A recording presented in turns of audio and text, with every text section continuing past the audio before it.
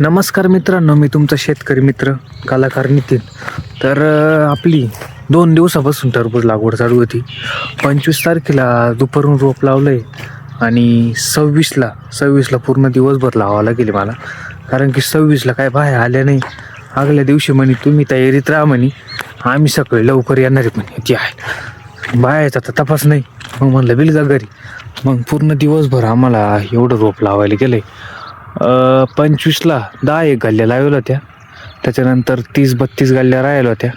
तर काल ठेक्याखाली दमादमानं आम्ही पूर्ण केले आणि इथं थोडंसं रोप कमी आलं आहे. एका ह्या 2-3 एवढ्यालाच मल्चिंग पेपर कमी आला होता.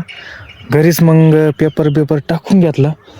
आता मला तरी असं वाटू राहिलं का 2-1 ट्रे सांगावं लागतील, जेणेकरून 1 ट्रे इथं लागणार आहे. 100-125 गाडी इथं बसेल आणि एखादा ट्रे 125चा ट्रे 2 ट्रे सांगितले बरोबर काम होऊन जाईल. आणि सांधायला आपल्याला एखादा ट्रे लागून जाणार आहे आणि 1 ट्रे इडं राहिलेल्या 2 गाल्ल्यांमध्ये बरोबर कंप्लीट बसून जाणार आहे. झाली जळपोळ तर थंडीच्या दिवसात नाही वाटत मला जळपोळ होईल, पण पाऊस झाली तर म्हणजे 5-1 हजार गाडी या रानामध्ये जवळपास बसूनच गेली कंप्लीट. काय बघू शकता तुम्ही, या आपल्या टरबुजाचं रान आहे. तर यावर्षी जोरदार तयारी केली आहे. बाजारचं काही सांगता नाही येणार आपल्याला, पण मग खर्च 50,000 रुपये होऊन गेला आहे. 50-55 हजार खर्च झाला आहे.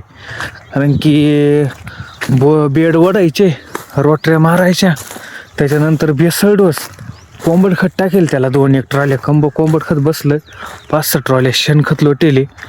आणि एवढा जर खर्चाचा हिशोब केला, ₹2.60 हा अशी काडी रोपाची मोकार महाग आहे. त्याच्यामुळं पुढचं तर काही सांगता येणार नाही. आणि आपण शेतकरी माणूस म्हणले आपलं कसं आहे, आपल्याला करीत राहावं लागणार आहे. कांद्याला भाव नाही, वांग्याला भाव नाही, मग करत्या काहीतरी करावं तर लागणारच आहे ना.